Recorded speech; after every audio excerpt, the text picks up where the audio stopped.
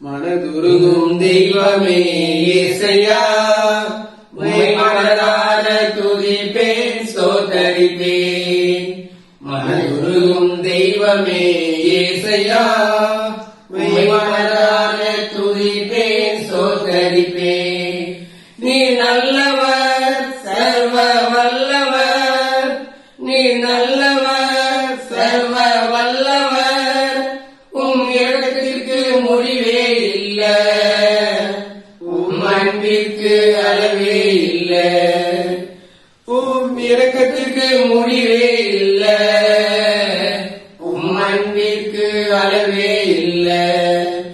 அவை காலைதோறும் புதிதாயிருக்கும், அவை காலைதோறும் புதிதாயிருக்கும்.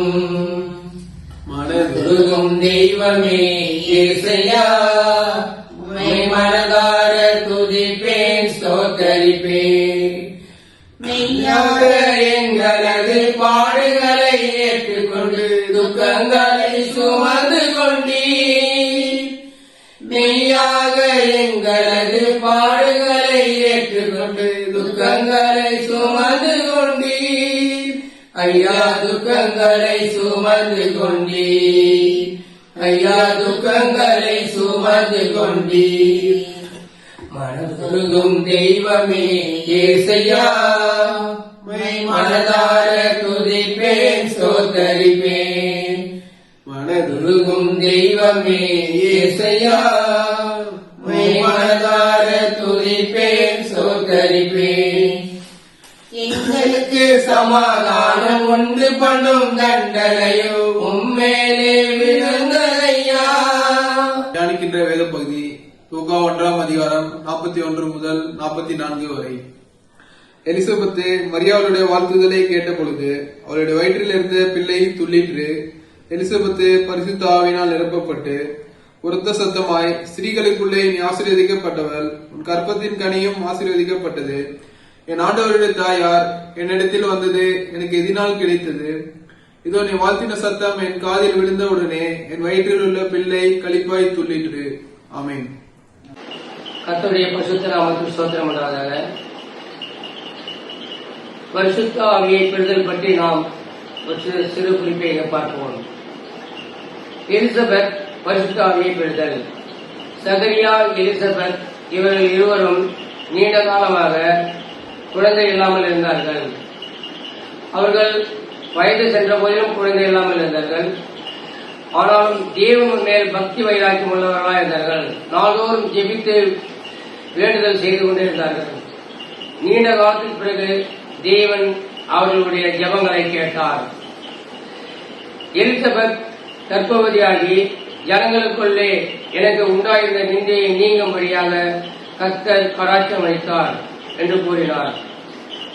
தேவதூதன் மரியாதை நோக்கி, இதோ உன் இனக்காவாய் இருக்கிற எலிசபெத் தன் முதிர் வயதிலே கர்ப்பம் தரித்து இருக்கிறாள். மலடி எனப்பட்ட அவளும் ஒரு குமாரனை பெறுகிறாள். தேவனால் கூடாத காரியம் ஒன்றுமில்லை. அப்பொழுது மரியாள் சகரியாவின் வீட்டிற்கு சென்று எலிசபெத்தை வாழ்த்தினாள். உரத்த சத்தமாய் அவள் வாழ்த்தினதினாலே, நீ ஸ்திரீகளுக்குள் ஆசீர்வதிக்கப்பட்டவள், உன் கர்ப்பத்தின் கனியும் ஆசீர்வதிக்கப்பட்டது என்று வாழ்த்தினாள். எலிசபெத் மரியாதை நோக்கி, நீ வாழ்த்தின சத்தம் என் காதில் விழுந்தவுடனே என் வயிற்றில் உள்ள பிள்ளை களிப்பாய் துள்ளிற்று. பெரியவளாகிய எலிசபெத் தன்னை விட சிறியவளாகிய மரியாளை என்னுடைய ஆண்டவரின் தாய் என்று கனப்படுத்தினாள். ஆவியினால் நிரப்பப்பட்ட எலிசபெத் மரியாளுக்கு என்ன நடந்தது என்று யாரும் சொல்லாமலேயே தீர்க்க தரிசனமாக என் ஆண்டவரின் தாய் என்று கூறினாள். ஆவியின் நிறைவு எப்பொழுதும் ஒரு பெரிய மகிழ்ச்சியை கொண்டு வரும். நாம் கர்த்தர் சமூகத்தில்